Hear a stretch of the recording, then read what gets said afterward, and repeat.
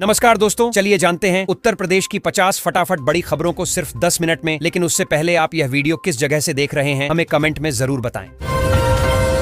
उत्तर प्रदेश दिवस के मौके पर सरकार ने वन डिस्ट्रिक्ट वन कुजीन पहल को बड़े स्तर पर पेश किया। लखनऊ में 75 जिलों के पारंपरिक व्यंजन एक ही मंच पर दिखाए गए। मकसद स्थानीय स्वाद को पहचान देना और छोटे कारोबारियों को बाजार से जोड़ना है। लोगों की भीड़ और उत्साह साफ दिखा। युवाओं को तकनीकी रूप से मजबूत बनाने के लिए यूपी सरकार ने नैसकॉम के साथ साझेदारी की है। इसके तहत आर्टिफिशियल इंटेलिजेंस, डेटा और डिजिटल स्किल्स पर ट्रेनिंग दी जाएगी। सरकार का कहना है कि इससे रोजगार के नए रास्ते खुलेंगे और निजी कंपनियों में युवाओं की मांग बढ़ेगी। लखनऊ में नए एमएसएमई टेक्नोलॉजी सेंटर को लेकर चर्चा तेज है। यह केंद्र छोटे उद्योगों को आधुनिक मशीन, डिजाइन और टेक्निकल सपोर्ट देगा। उद्योग विभाग के अनुसार इससे स्टार्टअप और स्थानीय उद्यमियों को मजबूती मिलेगी और प्रदेश में मैन्युफैक्चरिंग सेक्टर को सीधा फायदा पहुंचेगा। लखनऊ में उत्तर प्रदेश दिवस समारोह का भव्य आगाज हुआ। गृह मंत्री अमित शाह और मुख्यमंत्री योगी आदित्यनाथ ने कार्यक्रम का उद्घाटन किया। मंच से प्रदेश की सांस्कृतिक विरासत, निवेश और कानून व्यवस्था पर बात हुई। बड़ी संख्या में आम लोग और अतिथि इस कार्यक्रम में शामिल हुए। राज्यपाल के आधिकारिक आवास राजभवन का नाम बदलकर जन भवन कर दिया गया है। सरकार का कहना है कि इससे जनता से जुड़ाव का संदेश जाएगा। विपक्ष इसे प्रतीकात्मक कदम बता रहा है, जबकि समर्थकों का मानना है कि नाम बदलाव के पीछे सोच सकारात्मक है। वाराणसी में एक कार्यक्रम के दौरान मंत्री अनिल राजभर की टिप्पणी से सियासी विवाद खड़ा हो गया। बयान को लेकर सुभाषपा प्रमुख ओम प्रकाश राजभर नाराज दिखे। राजनीतिक गलियारों में बयानबाजी तेज है और गठबंधन की अंदरूनी खींचतान फिर चर्चा में आ गई है। लखनऊ में संबोधन के दौरान गृह मंत्री अमित शाह ने उत्तर प्रदेश को देश का ग्रोथ इंजन बताया। उन्होंने कहा कि इंफ्रास्ट्रक्चर, कानून व्यवस्था और निवेश के दम पर यूपी नई ऊंचाइयों की ओर बढ़ रहा है। भाषण में आत्मनिर्भर भारत और विकसित प्रदेश का विजन साफ दिखा। गोरखपुर की गीता प्रेस और कल्याण पत्रिका की अमित शाह ने खुलकर सराहना की। उन्होंने कहा कि भारतीय संस्कृति और मूल्यों को जन जन तक पहुंचाने में इनका बड़ा योगदान रहा है। इस बयान को सांस्कृतिक धरोहर के सम्मान के रूप में देखा जा रहा है। प्रयागराज माघ मेले में अब तक करीब 3.56 करोड़ श्रद्धालु गंगा में स्नान कर चुके हैं। बसंत पंचमी पर भारी भीड़ उमड़ी। प्रशासन का दावा है कि सुरक्षा और सफाई की बेहतर व्यवस्था की गई है। श्रद्धालुओं में खास उत्साह और आस्था का माहौल है। बसंत पंचमी के मौके पर अयोध्या, काशी और मथुरा के मंदिरों में विशेष पूजा और श्रृंगार किया गया। सुबह से ही श्रद्धालुओं की लंबी कतारें दिखीं। पीले वस्त्र, भजन और फूलों से मंदिर परिसर भक्तिमय नजर आया। वाराणसी में महाराजा सुहेलदेव की जयंती पर सांस्कृतिक कार्यक्रम आयोजित किए गए। लोक नृत्य, गीत और ऐतिहासिक झांकियों ने लोगों का ध्यान खींचा। बड़ी संख्या में स्थानीय लोग शामिल हुए और आयोजन को गौरव का प्रतीक बताया गया।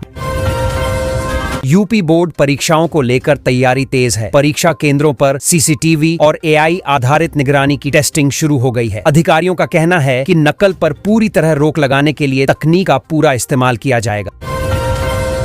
आईपीएल 2026 को लेकर यूपी के क्रिकेट प्रेमियों में खास चर्चा है। नए एआई स्पॉन्सरशिप सौदे ने लोगों का ध्यान खींचा है। सोशल मीडिया पर फैंस इसे क्रिकेट और टेक्नोलॉजी का नया दौर बता रहे हैं।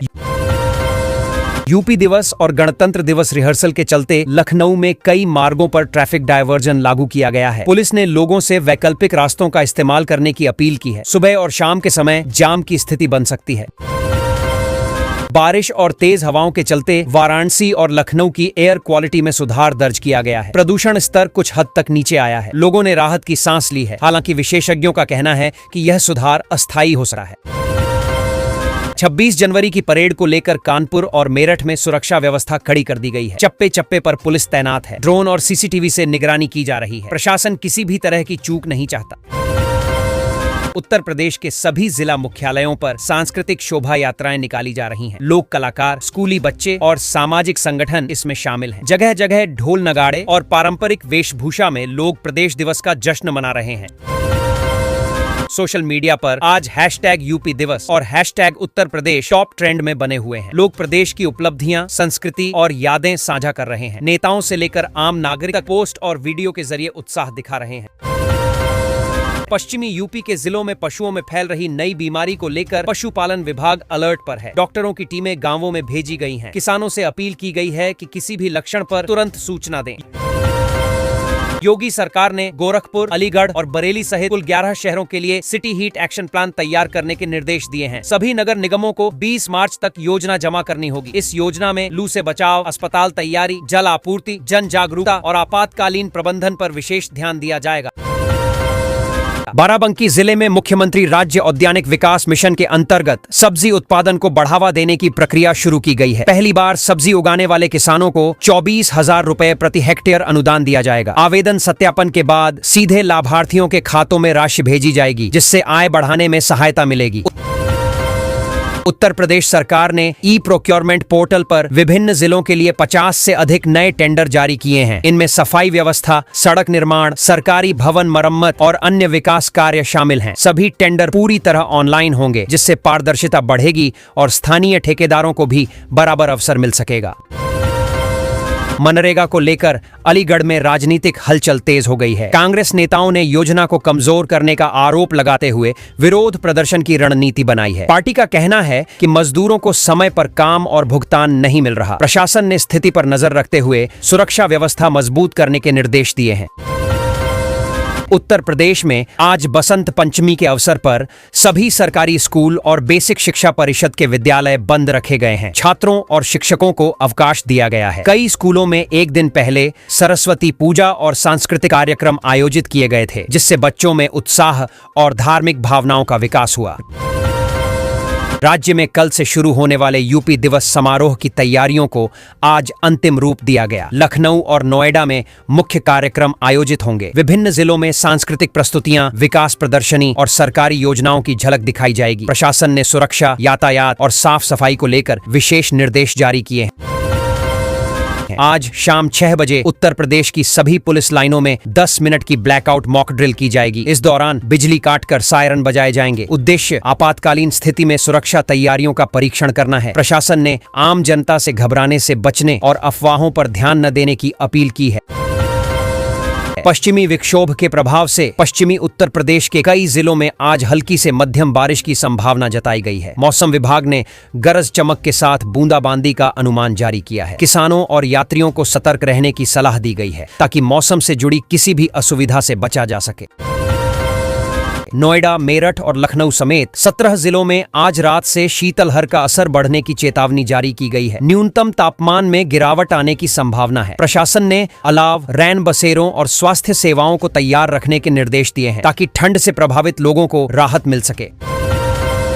मौसम विभाग के अनुसार आज उत्तर प्रदेश में अधिकतम तापमान लगभग 23 डिग्री सेल्सियस और न्यूनतम तापमान 11 डिग्री रहने का अनुमान है। बादल और हल्की बारिश से ठंड का असर बढ़ सकता है। स्वास्थ्य विशेषज्ञों ने बुजुर्गों और बच्चों को ठंड से बचाव के उपाय अपनाने की सलाह दी है।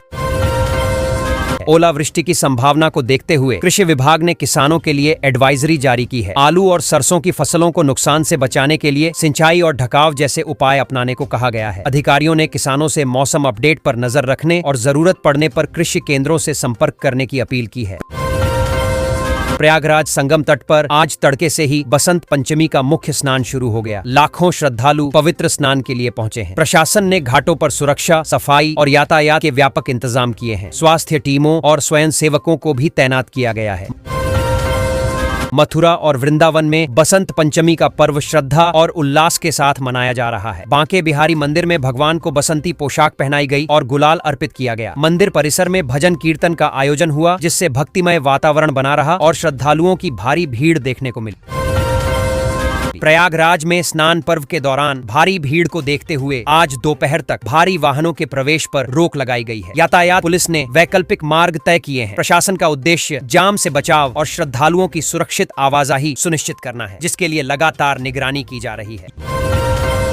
यूपी दिवस की पूर्व संध्या पर आज शाम प्रदेश के कई जिलों में सांस्कृतिक कार्यक्रम आयोजित किए जाएंगे। क्षेत्रीय कलाकार लोक नृत्य, लोकगीत और नाट्य प्रस्तुत करेंगे। कार्यक्रमों का उद्देश्य प्रदेश की सांस्कृतिक विरासत को प्रदर्शित करना और लोगों में गौरव की भावना जगाना है। प्रशासन ने कार्यक्रम स्थलों पर सुरक्षा व्यवस्था सुनिश्चित की है। नोएडा दिल्ली बॉर्डर पर आज गणतंत्र दिवस की फुल ड्रेस रिहर्सल के कारण यातायात प्रभावित रहा। चिल्ला और कालिंदी कुंज बॉर्डर पर भारी ट्रैफिक डायवर्जन लागू किया गया है। यात्रियों को वैकल्पिक मार्ग अपनाने की सलाह दी गई है। ट्रैफिक पुलिस लगातार स्थिति संभालने में जुटी हुई है। नागरिक सुरक्षा विभाग ने आज शाम होने वाली ब्लैकआउट मॉक ड्रिल को लेकर आम जनता से पैनिक न होने की अपील की है। अधिकारियों ने कहा कि यह केवल अभ्यास है। लोगों से सायरन या बिजली कटौती के दौरान अफवाह न फैलाने और प्रशासन के निर्देशों का पालन करने का अनुरोध किया गया है। अलीगढ़ में सरकारी योजना के नाम पर ठगी करने के आरोप में एक युवक को हिरासत में लिया गया है। प्रारंभिक जांच में फर्जी दस्तावेज और झूठे वादों के जरिए लोगों से पैसे लेने की बात सामने आई है। पुलिस मामले की गहराई से जांच कर रही है और अन्य संभावित आरोपियों की तलाश जारी है। लखनऊ के हजरतगंज और विधान भवन मार्ग पर गणतंत्र दिवस परेड की तैयारियों के चलते आज विशेष ट्रैफिक प्रतिबंध लागू किए गए हैं। कई सड़कों पर डायवर्जन किया गया है। पुलिस ने लोगों से सार्वजनिक परिवहन का उपयोग करने और यात्रा से पहले ट्रैफिक अपडेट देखने की सलाह दी है। यूपी पुलिस भर्ती के आगामी चरणों को लेकर आज परीक्षा केंद्रों के भौतिक सत्यापन की रिपोर्ट जिलों से शासन को भेजी गई। रिपोर्ट में सुरक्षा, क्षमता और सुविधाओं का विवरण शामिल है। शासन स्तर पर समीक्षा के बाद आगे की प्रक्रिया तय की जाएगी ताकि परीक्षा पारदर्शी और व्यवस्थित ढंग से कराई जा सके। माघ मेला क्षेत्र में आज स्वच्छ कुंभ स्वच्छ यूपी अभियान के तहत विशेष सफाई अभियान चलाया गया। सफाई कर्मियों और स्वयंसेवकों ने घाटों, सड़कों और शिविर क्षेत्रों की सफाई की। प्रशासन का उद्देश्य श्रद्धालुओं को स्वच्छ वातावरण प्रदान करना और स्वच्छता के प्रति जागरूकता बढ़ाना है। लखनऊ मेट्रो में आज से गणतंत्र दिवस तक यात्रियों के लिए 3 लेयर सुरक्षा जांच व्यवस्था लागू कर दी गई है। सीआईएसएफ और स्थानीय पुलिस की तैनाती बढ़ाई गई है। हर यात्री और सामान की जांच की जा रही है ताकि किसी भी सुरक्षा जोखिम को समय रहते रोका जा सके।